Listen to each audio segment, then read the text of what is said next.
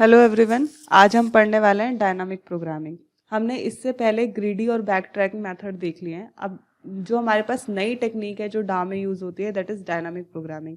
Dynamic programming क्या करती है? आपकी प्रॉब्लम्स को सब प्रॉब्लम्स में डिवाइड करती है एंड देन उन सब प्रॉब्लम्स के रिजल्ट को स्टोर कर लेती है फ्यूचर पर्पस के लिए, ताकि हमें उन रिजल्ट को दोबारा ना कंप्यूट करना पड़े। जैसे हम लोग रिकर्जन या मेमोराइजेशन के अंदर यूज़ करते हैं कि हमारी जो टेक्निक्स हैं, जो चीज़ें हैं, वो बार बार हमारी यूज़ होती हैं और हम हर बार उनको कैलकुलेट करते हैं। अब हमें बार बार कैलकुलेशन की ज़रूरत नहीं पड़ेगी। हम इसके अंदर जो है वो ऑलरेडी स्टोर्ड वैल्यू को यूज़ करके टाइम को सेव कर सकते हैं। इसके अंदर मेरे पास दो कैरेक्टरिस्टिक्स होते हैं। First is the optimal substructure, जो आपको करेक्ट सॉल्यूशन प्रोवाइड करने में हेल्प करता है।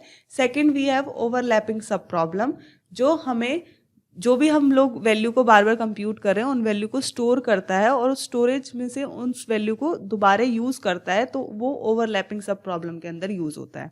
अब क्या डायनामिक प्रोग्राम के स्टेप्स हैं? जो भी आपकी प्रॉब्लम है उसको आप स्मॉलर प्रॉब्लम में डिवाइड करो, वहाँ से ऑप्टिमल सॉल्यूशन फाइंड आउट करो, जो आपका बेस्ट करेक्ट सॉल्यूशन है या फिजिबल सॉल्यूशन बोल सकते हो, और उसके रिजल्ट को स्टोर कर दो। उस रिजल्ट को बाद में रीयूज कर लो, जितनी बार भी आपको रीयूज करना है आप उसको रीयूज कर सकते हो, and finally you have to calculate the final result.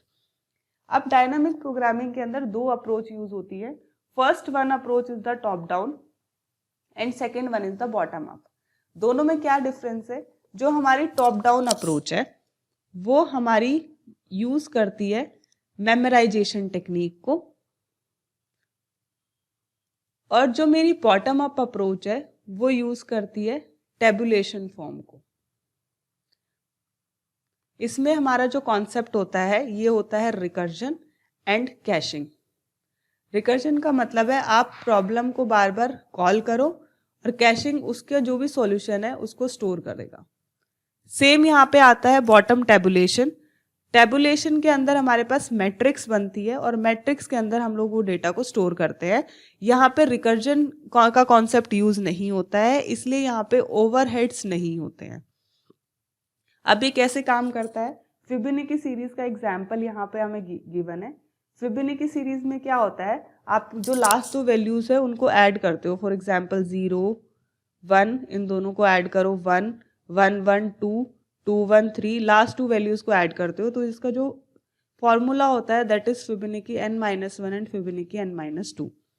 तो अगर कोई भी वैल्यू लेस देन 0 है तो आप उसको एरर रिटर्न कर दोगे, अगर n इज इक्वल टू 0 है तो 0 रिटर्न कर दोगे, n इज इक्वल टू 1 है तो 1 रिटर्न कर दोगे, एल्स आपको दोनों का सम करके वैल्यू को रिटर्न करना है। आप कैसे कैलकुलेट करोगे? फॉर एग्जाम्पल मुझे f4 को कैलकुलेट करना है, तो f4 अगर मैं इसमें वैल्यू को पुट करूं तो f4 - 1 is f3 and f2, तो f3 and f2। Then further 2 - 1 is f1 and f0, और 1 की वैल्यू क्या है? f1 1, 0 की वैल्यू 0, दोनों को ऐड किया है, यहाँ पे आ गया 1। Same f2 f1। अब यहाँ पे आप f2 को कैलकुलेट कर चुके हो 1, तो सीधा सीधा यहाँ पे आप 1 जो है वो पुट कर दोगे, या तो यहाँ से इस वाली वैल्यू में पुट कर दो या इस वाली वैल्यू से इस वाली वैल्यू में पुट कर दो। मतलब आप एक बार f2 को कैलकुलेट कर चुके हो, तो अब आप उस वैल्यू को 1 को आप कभी भी यूज कर सकते हो। अब आप दोबारा उस वैल्यू को कैलकुलेट नहीं करोगे। This is the concept of dynamic programming. Second approach हमारे पास आती है bottom up approach. Bottom up के अंदर हमारे पास आता है टेबुलेशन टेक्निक, जिसमें रिकर्जन का कॉन्सेप्ट यूज नहीं होता है, ना इसके अंदर ओवरफ्लोज होते हैं, ना इसके अंदर ओवरहेड होता है, एक्स्ट्रा टाइम इसके अंदर नहीं लगता है। तो ये हमारे पास एक मैट्रिक्स फॉर्म में गिवन है, और आपका जो फॉर्मूला है that is given in matrix form. आपके पास दो वैल्यू है 0 और 1, उनको ऐड किया 1, देन 1 और 1 2, देन 1 2 3। तो this is the bottom up approach, आप नीचे से ऊपर की तरफ जा रहे हो। तो ये बेसिक कॉन्सेप्ट था डायनामिक प्रोग्रामिंग का। आपके पास दो कैरेक्टरिस्टिक्स होते हैं, ऑप्टिमल और ओवरलैपिंग। उसके बाद दो अप्रोचेज होती है और एक एल्गोरिथम है कि आप कॉम्प्लेक्स प्रॉब्लम को डिवाइड कर लो सब प्रॉब्लम्स में, देन उनका ऑप्टिमल सॉल्यूशन फाइंड आउट करो, देन उनके जो भी रिजल्ट है उनको स्टोर करो, लास्ट में फाइनल रिजल्ट को कैलकुलेट करो। नाउ हमारे पास एप्लीकेशन क्या क्या है डायनामिक की। पहली एप्लीकेशन आती है मेरे पास मैट्रिक्स चेन मल्टीप्लिकेशन। सेकेंड है longest common subsequence, binary search tree, 01 knapsack problem, travelling sales person problem and Floyd Warshall. Floyd Warshall के लिए आप मेरी डेटा स्ट्रक्चर वाली सीरीज चेक कर सकते हो, उसके अंदर पूरा कॉन्सेप्ट आपका क्लियर है। अब जो मेरे पास स्टार्टिंग की वैल्यूज बची हैं, जो स्टार्टिंग की एप्लीकेशंस बची हैं, matrix, longest, binary search, 01 knapsack, travelling sales person, ये हम सारी डायनामिक के अंदर कवर करेंगे। सबसे पहले हम स्टार्ट करते हैं matrix chain multiplication. Matrix chain multiplication क्या कहता है कि आपको कुछ मैट्रिसेस गिवन है, आपको उन मैट्रिक्स को इस तरीके से मल्टीप्लाई करना है कि आपकी जो कॉस्ट है वो मिनिमम से मिनिमम हो सके, क्योंकि हम लोग यहाँ पे मैक्सिमम प्रॉफिट और मिनिमम कॉस्ट की ही बात करते हैं। एल्गोरिथम क्या कहता है कि आपकी जो भी इनिशियल डायगोनल वैल्यूज हैं उनको आप 0 असाइन कर दो फर्स्ट डायगोनल को, जैसे इसमें गिवन है। देन आपको सेकेंड डायगोनल कैलकुलेट करना है, ये एंड ये आप डायगोनली वैल्यूज को कैलकुलेट करोगे। देन आप थर्ड डायगोनल को कैलकुलेट करोगे एंड देन फोर्थ डायगोनल को कैलकुलेट करोगे। इस अकॉर्डिंग आपको सारी कैलकुलेशंस करनी है। आपको क्वेश्चन किसी भी फॉर्म में गिवन हो सकता है, 5 4 6 2 7 या 5 into 4 into 6 into 2 into 2 into 7। तो आपको यहाँ से सीधा सीधा आप वैल्यू निकाल सकते हो। अगर मैं ऐसे बोलूँ, ये फर्स्ट मैट्रिक्स है, ये सेकेंड मैट्रिक्स है, M1 M2 6 into 2 M3 and 2 into 7 M4। इनकी कॉमन वैल्यूज को एक साथ लिख के जो है वो एक सीक्वेंस में दिया हुआ है, दैट इज 5 4 6 2 7। आप इनको चाहो तो D0 D1 D2 D3 D4 से रिप्रेजेंट कर सकते हो। अब आपको क्या करना है, आपका पहले क्वेश्चन में कॉन्सेप्ट क्लियर हो गया है कि आपको करना क्या है। आपके पास मैट्रिसेस गिवन है और आपके पास सीक्वेंसेस गिवन है, दोनों में से आपको किस भी फॉर्म में गिवन हो सकता है। अगर एक भी फॉर्म गिवन है तो आप दूसरी फॉर्म क्लियरली वहां से क्रिएट कर सकते हो। सबसे पहला स्टेप है कि आपके पास जितनी भी मैट्रिक्स गिवन है, 4 मैट्रिक्स हैं, तो 4 क्रॉस 4 की आपको एक मैट्रिक्स या टेबल ड्रॉ करनी है। सारे डायनामिक प्रोग्रामिंग का एक ही कॉन्सेप्ट है ऑलमोस्ट, कि आप के की वैल्यूज को कैलकुलेट करोगे और उसके बेसिस पे आप सॉल्यूशन फाइंड आउट करोगे। तो पहले मैं आपको सिंपल सॉल्यूशन बताती हूँ, उसके बाद मैट्रिक्स चेन मल्टीप्लिकेशन का फॉर्मूला मैं आपको बताऊंगी। जो भी वैल्यू है 1 1 2 2 3 3 4 4, इनको आप 0 सेट कर दो। नेक्स्ट हमें कैलकुलेट करनी है, डायगोनल वैल्यूज की बात करूं तो नेक्स्ट हमें कैलकुलेट करनी है 1 2 2 3 3 4। अब अगर मैं 1 2 कैलकुलेट करती हूँ, इसका मतलब है कि मैं मैट्रिक्स 1 को मैट्रिक्स 2 के साथ मल्टीप्लाई कर रही हूँ। तो अब मैट्रिक्स 1 के जो मेरे पास डायमेंशन है दैट इज 5 into 4 और मैट्रिक्स 2 के हैं दैट इज 4 into 6। तो यहाँ से ये कॉमन वैल्यूज को हम चूज कर लेंगे, क्योंकि जो मेरे पास मल्टीप्लाई करने के बाद मैट्रिक्स बनेगी वो मेरे पास बनेगी 5 into 4 into 6 की मैट्रिक्स। तो यहाँ से मेरे पास आंसर आ जाएगा 120। तो 1 2 की वैल्यू मेरे पास आ जाएगी 120। देन मेरे को कैलकुलेट करनी है 2 3, मतलब मेरे को मैट्रिक्स 2 को 3 से मल्टीप्लाई करना है। 2 के डायमेंशन है 4 6 और 3 के डायमेंशन है 6 2। अगर मैं 6 2 को मल्टीप्लाई करूंगी, अगर मैं कॉमन वैल्यू इसके अंदर लेती हूं तो ये बनेगा 4 into 6 into 2, that is 48। Same M3 4, matrix 3 into matrix 4। Matrix 3 है मेरे पास 6 into 2 और मैट्रिक्स 4 है मेरे पास 2 into 7। तो जो कॉमन वैल्यू है उनको एक बार लिखना है, 6 into 2 into 7, दैट इज 84। तो ये मेरा आ गया 84। तो फर्स्ट आपने कैलकुलेट कर ली, यहाँ पे तो एक ही मैट्रिक्स की मल्टीप्लिकेशन थी तो कोई दिक्कत आई नहीं है। अब मैं नेक्स्ट जो डायगोनल है उसको कैलकुलेट करूंगी, M1 3, मेरे को ये वाली वैल्यू निकालनी है एंड ये वाली वैल्यू निकालनी है M2 4। जब मैं m1,3 निकालूंगी तो मैं 1 को 3 से डायरेक्टली मल्टीप्लाई नहीं कर सकती हूँ, क्योंकि हमें पता है मैट्रिक्स मल्टीप्लिकेशन का एक रूल होता है कि आपकी लास्ट की वैल्यू जो है वो कॉमन होनी चाहिए, तभी आप उसको मल्टीप्लाई कर सकते हो। तो इसका क्या कहता है ये, इसको हमें मल्टीप्लाई करना है m1 multiply m2 multiply m3। अब इसको मल्टीप्लाई करने के लिए मेरे पास दो पॉसिबल केसेस बनते हैं। पहला केस क्या बनता है कि मैं m1 और m2 की मल्टीप्लाई कर दूं पहले, और उसके बाद m3 की मल्टीप्लाई करूं, या फिर मैं m2 और m3 की पहले मल्टीप्लाई करूं, उसके बाद में m1 की मल्टीप्लाई करूं। तो इससे मुझे ये फाइंड आउट करना है कि मिनिमम कॉस्ट मुझे किससे मिलेगी, वो मेरा आंसर यहाँ पे कैलकुलेट होगा। तो जैसे इसमें कैलकुलेशन किया हुआ है, पहले m2 और m3 की मल्टीप्लाई करिए और बाद में इन दोनों से m1 की मल्टीप्लाई करिए। दूसरा केस है मेरे पास m1 और m2 की मल्टीप्लाई करिए एंड देन m3 की मल्टीप्लाई करिए। तो इसमें आपको क्या करना है, जब आप m1 और m2 की मल्टीप्लाई करोगे तो m1 2 प्लस ये एक ही मैट्रिक्स है तो m3 3 प्लस इन दोनों को मल्टीप्लाई करने में कितना टाइम लगा है वो सारी कॉस्ट हम कैलकुलेट करेंगे। तो जब हमने 1 2 की करी तो 1 2 से मैट्रिक्स में देखो 1 2 की वैल्यू क्या है, दैट इज 120। 3 3 की वैल्यू क्या है, 3 3 की 0 प्लस इन दोनों को हमें कैलकुलेट करना है। इन दोनों को हमें कैसे कैलकुलेट करना पड़ेगा, m1 इंटू 2 इसकी मैट्रिक्स के डायमेंशन देखो एंड देन m3 की मैट्रिक्स के डायमेंशन देखो। तो m1 के जो मेरे पास डायमेंशन है दैट इज 5 इंटू 4, m2 के जो डायमेंशन है दैट इज 4 इंटू 6, m3 के हैं दैट इज 6 इंटू 2। अब जब मैं इसको मल्टीप्लाई कर दूंगी तो पहले मैं इन दोनों को मल्टीप्लाई कर रही हूँ, तो इसमें से मैं कॉमन वैल्यू को चूज नहीं करूंगी, इसमें से मैं लूंगी 5 इंटू 6, क्योंकि जो मेरी मैट्रिक्स बनेगी वो मेरी 5 इंटू 6 की बनेगी after the multiplication of these two. अब यहाँ से 5 इंटू 6 आया और यहाँ से 6 इंटू 2 आया। अब इसमें मैं कॉमन वैल्यू लूंगी तो टोटल मेरे पास बनेगा 5 इंटू 6 इंटू 2। तो आपको क्या करना है, इसके अंदर जो सेम ब्रैकेट में है उसमें कॉमन वैल्यू नहीं लेनी है, और जो बाहर ब्रैकेट से वैल्यू आ रही है उसमें आपको कॉमन वैल्यू लेनी है।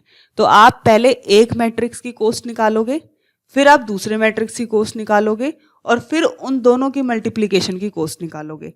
ये डायरेक्ट मेथड है, अदरवाइज हमारे पास एक फॉर्मूला भी है, उस फॉर्मूले में हम डायरेक्ट वैल्यू पुट करेंगे और हमारा आंसर कैलकुलेट हो जाएगा। तो यहाँ से मैंने दोनों केसेस को अप्लाई कर लिया है। तो मेरे पास एक केस से 88 वैल्यू आई है, दूसरे से 180 वैल्यू आई है। तो 88 मेरी मिनिमम है, तो यहाँ पे 13 की वैल्यू जो है वो मेरे पास 88 कैलकुलेट हो जाएगी। सिमिलरली अब मेरे को नेक्स्ट 2 4 कैलकुलेट करनी है। तो 2 4 का मतलब है मैं m2 m3 और m4 की मल्टीप्लाई करूंगी। सेम मेरे पास दो केसेस बनेंगे कि पहले मैं m3 m4 को मल्टीप्लाई करूं फिर m2 से मल्टीप्लाई करूं, या m2 m3 को मल्टीप्लाई करूं फिर m4 से मल्टीप्लाई करूं। तो अगर जब मैं m3 और m4 को मल्टीप्लाई करूंगी तो इसकी कॉस्ट आएगी 3 4, जो मैट्रिक्स से निकलेगी 3 4 की कॉस्ट है मेरे पास 84, और 2 2 की कॉस्ट 0 होएगी, प्लस इन दोनों की मल्टीप्लीकेशन की कॉस्ट, जो मैंने अभी आपको बताया है कि अगर सेम ब्रैकेट है ignore the common value, and अगर बाहर है then take the common value.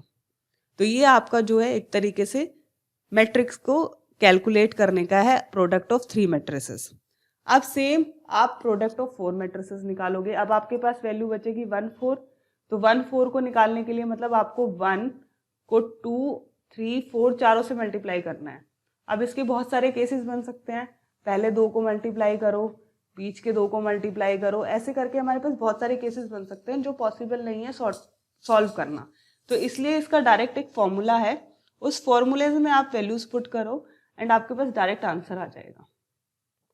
Formula क्या है, formula is m of i, j plus minimum of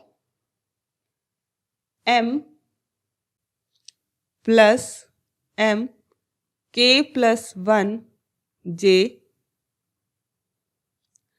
plus d i minus 1 into D K into D J.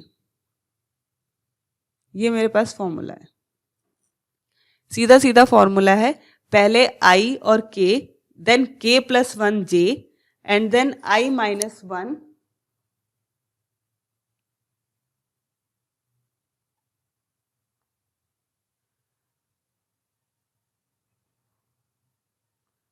di minus 1 into dk into dj। ये d0 1 2 3 वही value है जो मैंने आपको initially लिखवाई थी, 5 4 6 2 7 जो हमारी 5 वैल्यूज थी। अब अगर मेरे को m14 कैलकुलेट करना है, k की वैल्यू क्या होगी, k की वैल्यू मेरी जो होगी वो i से बड़ी होगी और j से छोटी होगी। तो k की जितनी भी वैल्यू होगी, फॉर एग्जाम्पल अब मेरे को 1 4 कैलकुलेट करना है, मैट्रिक्स में जो हमने लास्ट वैल्यू बताई थी ये हमें कैलकुलेट करनी है। तो 1 4 कैसे कैलकुलेट करोगे, अब k की वैल्यू इसमें कितनी होगी, k की वैल्यू आपकी i से बड़ी होनी चाहिए, मतलब 1 से बड़ी होगी 2, और j से छोटी होनी चाहिए मतलब 4 से छोटी होनी चाहिए मतलब 3। तो 2 और 3, एक बार इसकी वैल्यू 2 होगी और एक बार इसकी वैल्यू 3 होगी। तो अब मैं स्टार्ट करूं अगर इसको, m i कितना है मेरे पास, i इज 1 j इज 4। तो पहले k की वैल्यू मैंने 2 लेनी है, 1 2 plus m plus 1 is 3, j is 4 plus d0 into D के is 2 into D J 4।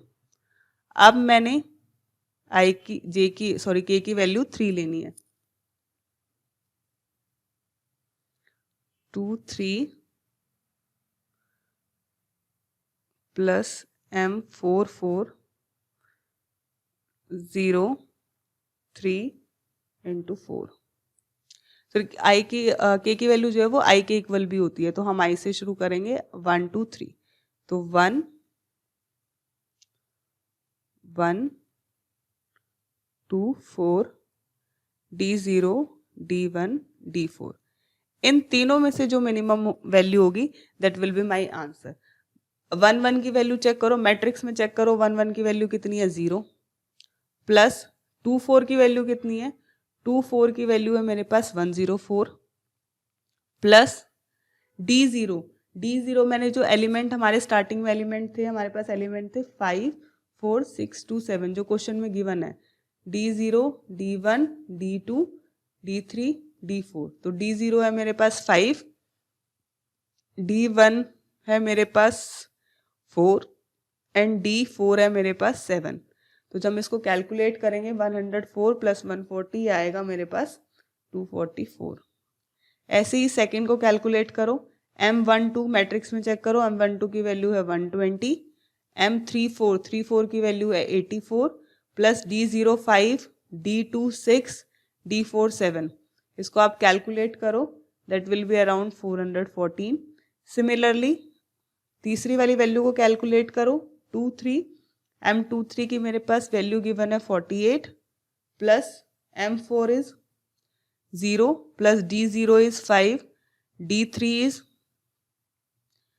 2 and d4 is 7।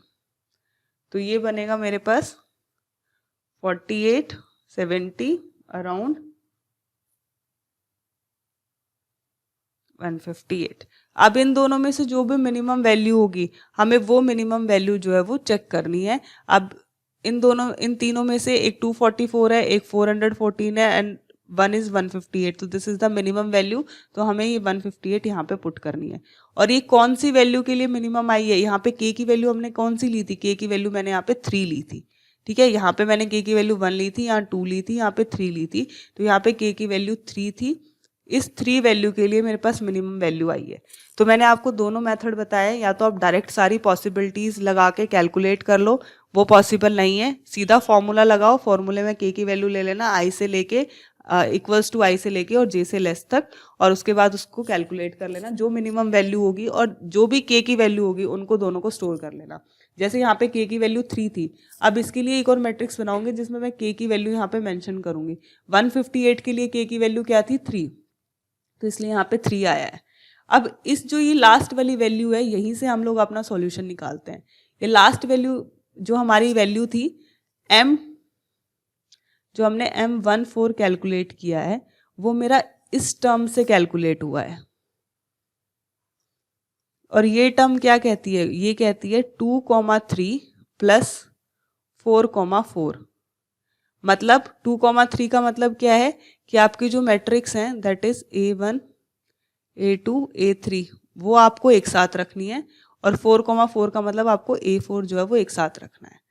अब 2 3 को कैलकुलेट कर लो, सॉरी ये 2 3 है 1 3, आई की वैल्यू इज 1 3,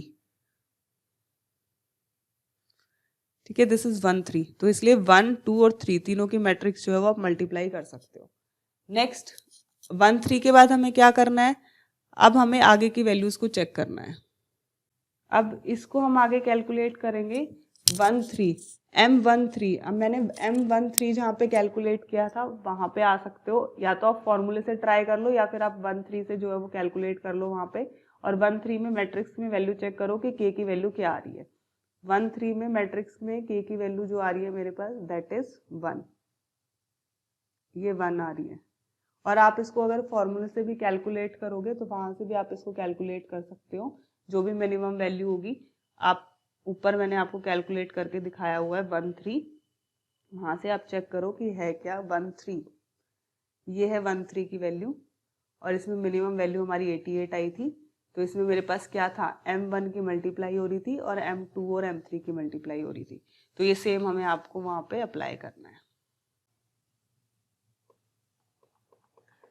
मतलब A1 अलग आएगा आपका, A2 A3 आपके एक साथ आएंगे और A4 आपका अलग आएगा, तो ये आपका फाइनल मैट्रिक्स का मल्टीप्लिकेशन बनेगा। आप इसको ट्री की फॉर्म में भी बना सकते हो, A2 A3 मल्टीप्लाई होंगे, उसके बाद आपका A1 मल्टीप्लाई होगा, उसके बाद आपका A4 मल्टीप्लाई होगा।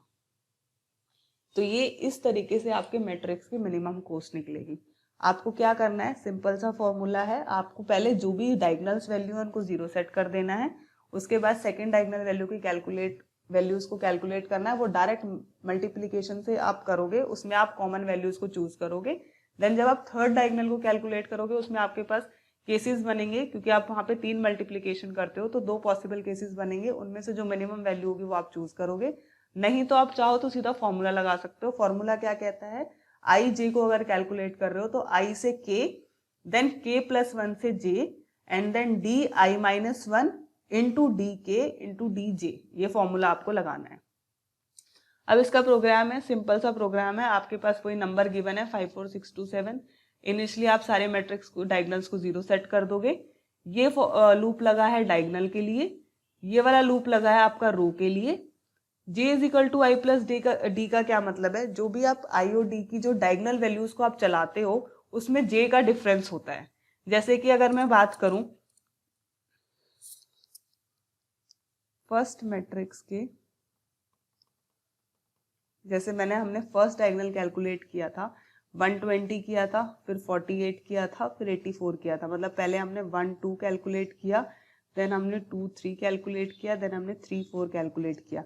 इनमें डिफरेंस कितना है, सब में डिफरेंस इज 1, तो इसलिए मेरे पास जो भी J की वैल्यू होगी वो हमेशा, मतलब this is I and this is J, तो J की जो वैल्यू होगी वो हमेशा I प्लस डी होगी, जो भी डिफरेंस होगा वो I के अंदर ऐड हो जाएगा J की वैल्यू कैलकुलेट करने के लिए, इसलिए मैंने यहाँ पे फॉर्मूला लगाया है J is equal to I plus D. Then हमने कोई मिनिमम वैल्यू सेट कर दी है, और उस मिनिमम वैल्यू के बेसिस पे हम लोग जो है वैल्यूज को कंपेयर करेंगे, क्योंकि हमें यहाँ पे डायगोनली जो भी वैल्यूज है वो पुट करनी है। उसके बाद सीधा सीधा फॉर्मूला है जो मैंने अभी आपको बताया था, आई के प्लस 1 जे, आई माइनस 1 के और जे। फॉर्मूला चेक किया, जो भी मिनिमम वैल्यू होगी, के की जो भी मिनिमम वैल्यू होगी वो मिन को मिल जाएगी, के की जो भी वैल्यू होगी वो न्यू मैट्रिक्स को मिल जाएगी, एंड लास्ट में आपके पास आउटपुट जो है वो डिस्प्ले हो जाएगा। टाइम कॉम्प्लेक्सिटी की बात करें तो इसके अंदर order of n cube time complexity होती है, क्योंकि इसमें जो हम लोग हाफ टेबल ही बनाते हैं, हाफ टेबल हम इसके अंदर वैल्यूज को पुट नहीं करते हैं, तो हाफ टेबल के लिए n into N minus 1/2 that is n square, और हर एक इवेंट के लिए, हर एक एलिमेंट के लिए हमें n कैलकुलेशंस करनी है, तो इसलिए उसकी कॉम्प्लेक्सिटी n होगी, तो n स्क्वायर इंटू n हमारे पास n क्यूब जो है वो टोटल कॉम्प्लेक्सिटी हो जाएगी। नेक्स्ट एप्लीकेशन है मेरे पास डायनामिक प्रोग्रामिंग की, that is longest common subsequence. Longest common subsequence क्या होता है, हमें 2 स्ट्रिंग गिवन होंगी, उन 2 स्ट्रिंग में से मेरे को लॉन्गेस्ट स्ट्रिंग जो है उन दोनों में कॉमन वो फाइंड आउट करनी है, और वो कॉन्जिक्यूटिव होनी चाहिए। कॉन्जिक्यूटिव का मतलब है अगर मेरे पास एक स्ट्रिंग है ए बी और दूसरी स्ट्रिंग बी है, तो इन दोनों में से कॉमन क्या है, बी जो है वो कॉमन है और लॉन्गेस्ट है। अगर मैंने यहाँ पे कोई भी सीक्वेंस लिखी, वो सीक्वेंस सेम प्रीवियस सीक्वेंस में होनी चाहिए। ए बी अगर यहाँ पे भी कॉमन है और ए बी सी यहाँ है, तो दोनों में कॉमन आपका ए बी होगा, आप बी ए नहीं लिख सकते। तो कॉन्जिक्यूटिव जैसे क्वेश्चन में गिवन है वही कॉमन सीक्वेंस होगी जो दोनों में सेम कॉन्जिक्यूटिव सीक्वेंस होगी। ठीक है, अब यहाँ पे आपको क्या करना है, लॉन्गेस्ट कॉमन सब सीक्वेंस को सॉल्व करने के 3 मेथड हैं। पहला मेथड है मेरे पास रिकर्जन से, दूसरा मेथड है मेरे पास मेमोराइजेशन, एंड तीसरा मेथड है मेरे पास डायनामिक प्रोग्रामिंग, जो हमारा एक्चुअली में कॉन्सेप्ट चल रहा है जिसको हमें यूज करना है। रिकर्जन क्या कहता है, रिकर्जन अगर कोई भी वैल्यू गिवन है तो रिकर्जन की जो वैल्यू होती है हमें हर एक वैल्यू के लिए पूरी कैलकुलेशन करनी पड़ती है। इसमें कोई वैल्यू स्टोर नहीं होती है कि हम उसको दोबारा रीयूज कर सके, लेकिन मेमोराइजेशन के अंदर हम किसी भी सॉल्यूशन को दोबारा रीयूज कर सकते हैं। और डायनामिक का तो हमारे पास अलग एल्गोरिथम है जो इन दोनों से ईजी है और कम टाइम में सॉल्व होता है। अब मैं तीनों मेथड से आपको सॉल्व करके दिखाती हूँ। मेरे पास 2 सीक्वेंस गिवन है, S1 है मेरे पास BOD और S2 है मेरे पास ABCD। अब इन दोनों में से देखो कॉमन लॉन्गेस्ट सीक्वेंस कौन सी है। कॉमन इसमें BB कॉमन है, DB कॉमन है, BD कॉमन है, तो लॉन्गेस्ट है मेरे पास BD। इसकी लेंथ कितनी है 2। तो ये हमें सॉल्व करना है। तो सबसे पहले हम रिकर्जन कॉन्सेप्ट पे आते हैं। रिकर्जन क्या कहता है, रिकर्जन का एक फॉर्मूला है सीधा सीधा। फर्स्ट थिंग आपको क्या करनी है, अगर आपकी ए बी में से कोई भी वैल्यू नल हो जाती है तो आपको 0 रिटर्न करना है। अगर ये दोनों वैल्यू इक्वल हैं तो आपको 1 प्लस करना है और आई और जे की वैल्यू को इंक्रीमेंट करना है। अदरवाइज आपको एक बार आई इंक्रीमेंट करना है, एक बार जे इंक्रीमेंट करना है और उसमें से आपको मैक्सिमम वैल्यू लेनी है। ठीक है, कैसे, आपकी ए है मेरे पास एक स्ट्रिंग BD जो क्वेश्चन में गिवन है और लास्ट में आपने इसको नल मेंशन कर दिया। दूसरी स्ट्रिंग आपके पास गिवन है ABCD और लास्ट में आपने इसको नल कर दिया। तो इनिशियली आप 0 0 से शुरू करोगे, this is 0, this is 1, this is 2, next 0 1 2 again आपने स्टार्टिंग में पुट किया A0 एंड B0। तो A0 की वैल्यू क्या है B, B0 की वैल्यू क्या है A। तो ये दोनों वैल्यू इक्वल नहीं है, दोनों वैल्यू इक्वल नहीं है। उस टाइम पे आपको क्या करना है, एक बार I इंक्रीमेंट करना है, एक बार J इंक्रीमेंट करना है और इन दोनों में से जो मैक्सिमम वैल्यू होगी वो आपको चूज करनी है। तो मैक्सिमम वैल्यू होगी इन दोनों में से, उसको चूज करना है।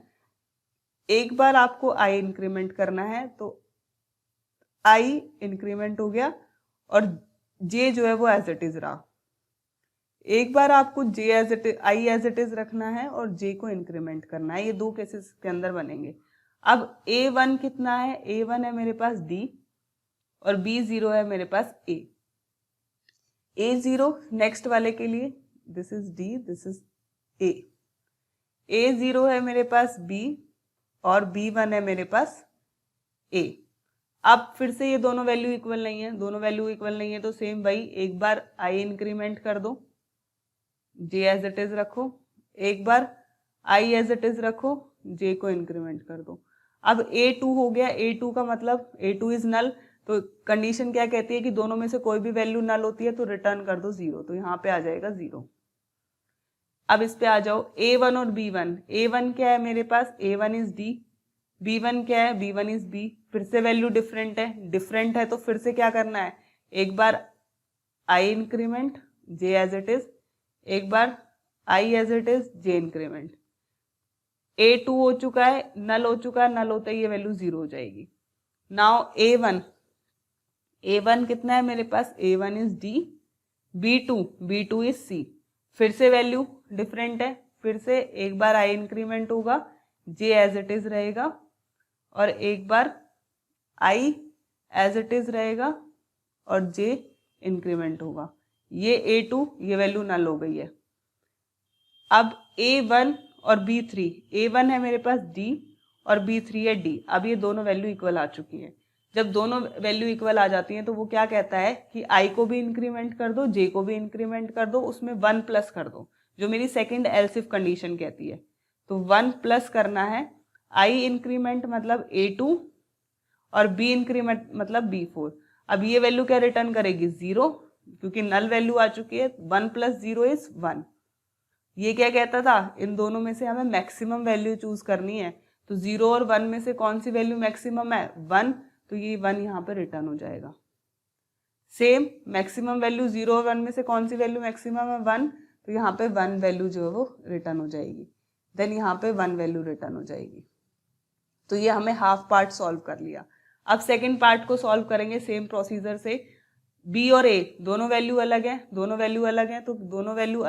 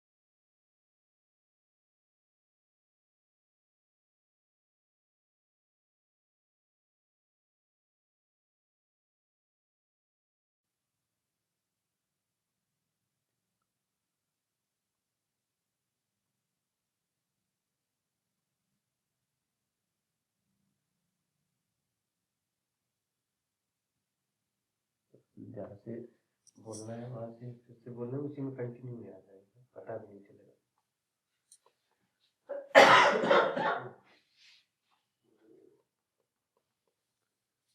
तो इस वाले को हमने सारा सॉल्व कर लिया था और यहाँ से हमारी वैल्यू आ गई थी 1। अब सेम हम इसको सॉल्व करेंगे, दोनों वैल्यू अलग हैं, तो हमें क्या करना है, जब दोनों वैल्यू हमारे पास अलग होती हैं तो हमें क्या करना है 1 प्लस एक बार i इंक्रीमेंट करना है और j एज इट इज रखना है, और एक बार j इंक्रीमेंट करना है और i एज इट इज रखना है।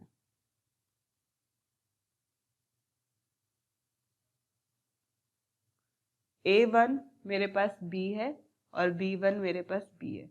ये दोनों वैल्यू मेरे पास इक्वल हो गई है। इक्वल होते ही वो क्या करता है 1 प्लस i को इंक्रीमेंट करता है और b को इंक्रीमेंट करता है। तो इनमें से अगर एक भी वैल्यू नल होगी तो वो नल रिटर्न कर देगा 1 प्लस 0। तो ये वाला सारा कॉन्सेप्ट हमने यहाँ पे सॉल्व किया हुआ है। तो ये सारी एज इट इज वैल्यू हमें दोबारा सॉल्व करनी पड़ती है रिकर्जन में। ये रिकर्जन की प्रॉब्लम है, इसलिए हम लोग मेमोराइजेशन का यूज़ करते हैं, जिसमें जो वैल्यू ऑलरेडी सॉल्व हो रखी हैं उनको वो डायरेक्टली ही पुट करता है, वो बार बार सॉल्व नहीं करता है। तो यहाँ से 1 वैल्यू हमारी क्रिएट हो गई थी, ये डायरेक्टली इसके अंदर पुट हो जाएगी। तो 1 प्लस करके ये वैल्यू यहाँ पे 2 आ जाएगी। इन दोनों में से मैक्सिमम वैल्यू इज 2, तो 2 यहाँ पे लेंथ आ जाएगी। तो दोनों की कॉमन जो सीक्वेंस थी वो 2 लेंथ की थी, बी और डी, जो हमने अभी कैलकुलेट करी थी। ठीक है, this is recursion. Second method memorisation. इसमें आप टेबल बनाओगे, सीधा ABCD रखोगे, इधर B और D, लास्ट में नल। तो नल वाली वैल्यू को तो आप 0 सेट कर दोगे, और ये वाली वैल्यू जो हमने कैलकुलेट करी है वो एज इट इज आप यहाँ से क्वेश्चन से पिक करोगे क्या वैल्यू। लाइक पहली वैल्यू क्या है, दिस इज B और A। तो रिकर्जन में चेक करो, दिस इज B A की वैल्यू कितनी है 2, तो यहाँ पे डायरेक्ट आप 2 कर दो। बी की वैल्यू कितनी है, ये आप पूरे रिकर्जन ट्री से कैलकुलेट करके इस पूरे मैट्रिक्स को आप ड्रॉ कर दोगे, और इसमें आपको वैल्यूज को जो है वो बार बार कैलकुलेट नहीं करना पड़ेगा। जो आपकी रिकर्जन की टाइम कॉम्प्लेक्सिटी होती है वो होती है 2 ऑफ n, और मेमोराइजेशन की जो होती है वो होती है m क्रॉस n, मतलब हमारे पास m रोज और n कॉलम्स जो होती है वो मैट्रिक्स की टाइम कॉम्प्लेक्सिटी होती है। अब इन दोनों ही मेथड में थोड़ी सी प्रॉब्लम है, इसलिए हम लोग डायनामिक प्रोग्रामिंग का यूज़ करते हैं। डायनामिक प्रोग्रामिंग से हमारे पास क्या कॉन्सेप्ट आता है, सबसे पहली चीज़ जो एल्गोरिथम में कहता है वो कहता है कि आपको एक मैट्रिक्स बनानी है n+1 और m+1 की, मतलब जितनी हमारे पास गिवन सीक्वेंस है उससे एक एक्स्ट्रा, और आपकी जो स्टार्टिंग वैल्यू है वो आपको नल रखनी है। जैसे उसमें हमने लास्ट वैल्यू नल रखी थी, इसमें हमें स्टार्टिंग वैल्यू नल रखनी है। अगर मेरे पास a की वैल्यू b और d है और b की वैल्यू मेरे पास ABCD है, तो ये हमारे पास 2 नंबर्स हैं और ये मेरे पास 4 नंबर है। तो 2 + 1 इज 3 एंड 4 + 1 इज 5। तो मेरे पास जो मैट्रिक्स बनेगी दैट विल बी 3 × 5 की। तो मेरे को क्या करना है, 3 रो बनानी है एंड 5 कॉलम बनाने हैं।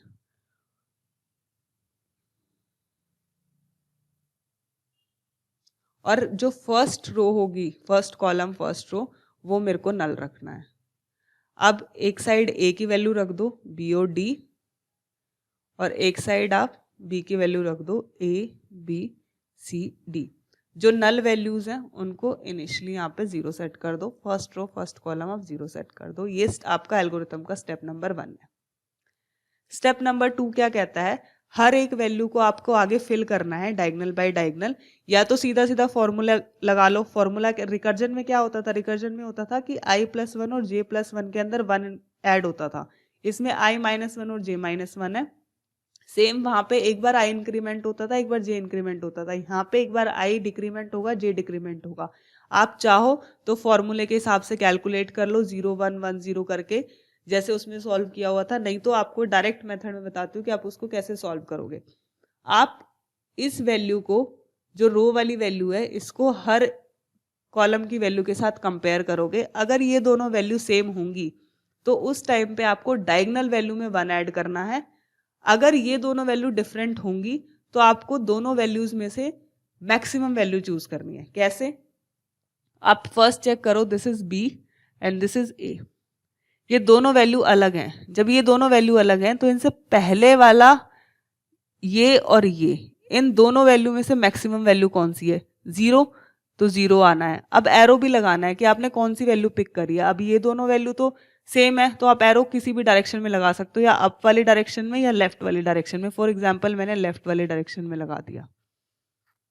आगे आ जाओ, बी और बी, जब दोनों वैल्यू सेम होंगी तो जो डायगोनल वाली वैल्यू होगी ना, इसमें 1 ऐड करना है और एरो भी ऐसे ही लगेगा। 1 + 0 इज 1। नेक्स्ट, दोनों वैल्यू डिफरेंट है। दोनों वैल्यू डिफरेंट है तो इससे पहले वाली वैल्यूज में से मैक्सिमम वैल्यू आपको चेक करनी है। पहले वाली रो और पहले वाले कॉलम में से मैक्सिमम वैल्यू, 1 और 0 में से मैक्सिमम इज 1। तो 1 आपका कहाँ है, लेफ्ट साइड है, तो लेफ्ट साइड एरो लगेगा। नेक्स्ट, बी और डी, दोनों वैल्यू डिफरेंट है। दोनों वैल्यू डिफरेंट है तो पहले वाली रो और पहले वाले कॉलम में से देखो मिनिमम वैल्यू कौन सी, मैक्सिमम कौन सी है, मैक्सिमम इज 1। तो 1 यहाँ पे रख दो और एरो इसकी साइड लगा दो। नेक्स्ट में आ जाओ आप, डी और ए, दोनों वैल्यू चेक करो। दोनों वैल्यू डिफरेंट है। डिफरेंट है तो मतलब पहले वाला रो और कॉलम में से मैक्सिमम वैल्यू कौन सी है, मैक्सिमम वैल्यू तो है ही नहीं, दोनों इक्वल हैं। तो कोई भी वैल्यू पुट करके और एरो किसी भी डायरेक्शन में लगा सकते हो, अपवर्ड या लेफ्ट साइड।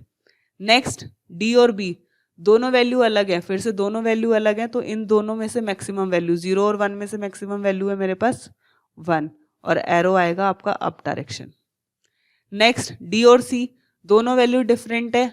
दोनों वैल्यू डिफरेंट है तो प्रीवियस रो और कॉलम में से मैक्सिमम वैल्यू आपकी 1 ही है, तो 1 और एरो किसी भी डायरेक्शन में आप लगा सकते हो। नेक्स्ट, डी और डी, दोनों वैल्यू सेम है। दोनों वैल्यू सेम है तो सेम वैल्यू जब भी आएगी तो आपको डायगोनल में 1 ऐड करना है। डायगोनल में 1 ऐड करोगे, 1 + 1 इज 2। तो ये जो लास्ट वैल्यू होती है ना, ये मेरी लेंथ डिफाइन करती है। जो हमने अभी कैलकुलेट करी थी, बी और डी की लेंथ कितनी थी, 2। तो मतलब मेरे पास जो कॉमन सीक्वेंस होगी ना, वो 2 लेंथ की होगी। अब वो हमें ये तो पता चल गया कि 2 लेंथ की होगी। अब वो लेंथ क्या होगी, वो आपको एरो से फॉलो करना है। जो भी डायगोनल वाला एरो होगा ना, उसकी वैल्यू, क्योंकि उन दोनों में कॉमन वैल्यू होगी, तो वही वैल्यू आपको लिखनी है और आपको राइट टू लेफ्ट लिखना शुरू करना है। तो आप यहाँ से 2 से शुरू करो। 2 में जैसे सांप सीढ़ी में एरो के हिसाब से चलते हैं, तो आप एरो किस डायरेक्शन में जा रहा है, अपवर्ड डायरेक्शन में। तो ये देखो, इसकी रो और कॉलम में कॉमन वैल्यू है, हाँ जी कॉमन वैल्यू है डी, तो अब डी यहाँ पे लिख लो। ठीक है, अब ऊपर आ जाओ। ऊपर जब भी कॉमन वैल्यू होगी तभी आपको लिखना है, अदरवाइज नहीं लिखना है। ऊपर आ गए, ऊपर एरो किस डायरेक्शन में जा रहा है, लेफ्ट साइड। लेफ्ट साइड पे आ जाओ, यहाँ आ गए। अब एरो किस डायरेक्शन में जा रहा है, अपवर्ड डायरेक्शन में। तो अपवर्ड डायरेक्शन में जाएंगे तो अपवर्ड, जब भी डायगोनल डायरेक्शन में जाएंगे तो डायगोनल, वैसे अपवर्ड लेफ्ट राइट जाएंगे फर्क नहीं पड़ेगा, लेकिन जब हम डायगोनली वैल्यू देखेंगे तो डायगोनल में कॉमन वैल्यूज होंगी, उन कॉमन वैल्यूज को हम चूज करेंगे। तो इसमें कॉमन वैल्यू क्या है, बी, तो हम बी को यहाँ पे लिखेंगे। लेफ्ट टू राइट लिखना है, याद रखना। अब हम ऑलरेडी नल जीरो पे पहुंच चुके हैं, अब आगे हमें कुछ नहीं करना है। तो ये हमारा लॉन्गेस्ट कॉमन सबसीक्वेंस का मेथड है। क्या करना है, जब दोनों वैल्यू डिफरेंट होंगी उस टाइम पे प्रीवियस रो और प्रीवियस कॉलम में से मैक्सिमम वैल्यू चूज करनी है और उसकी तरफ एरो पुट करना है। अगर दोनों वैल्यू सेम है तो डायगोनल वैल्यू की तरफ एरो लगा के उसमें 1 प्लस करना है, और देन लास्ट में जो वैल्यू आएगी that will be your length of the common subsequence, और उससे एरो को फॉलो करते हुए जो भी कॉमन वैल्यू होंगी उनको राइट टू लेफ्ट लिखते हुए हमें आंसर निकालना है। तो अब मेरी बी और डी जो है वो 2 लेंथ की कॉमन सबसीक्वेंस स्ट्रिंग है दोनों स्ट्रिंग के अंदर से। तो ये मेरे पास पूरा लॉन्गेस्ट सबसीक्वेंस का सॉल्यूशन था यूजिंग द डायनामिक। तो किस किस से सॉल्व किया हमने, रिकर्जन से। रिकर्जन का और इसका ऑलमोस्ट सेम फॉर्मूला है, बस यहाँ पे इंक्रीमेंट, यहाँ पे डिक्रीमेंट है, वहाँ पे इंक्रीमेंट है, एंड सेम ये सारी चीज यहाँ पे हमें एल्गोरिथम में फॉलो करनी है। टाइम कॉम्प्लेक्सिटी भी इसकी order of m cross n होती है, जो आपकी मेमोराइजेशन के अंदर होती है, क्योंकि मैट्रिक्स में mostly time complexity m cross n होती है। ठीक है, this is all for today, thank you.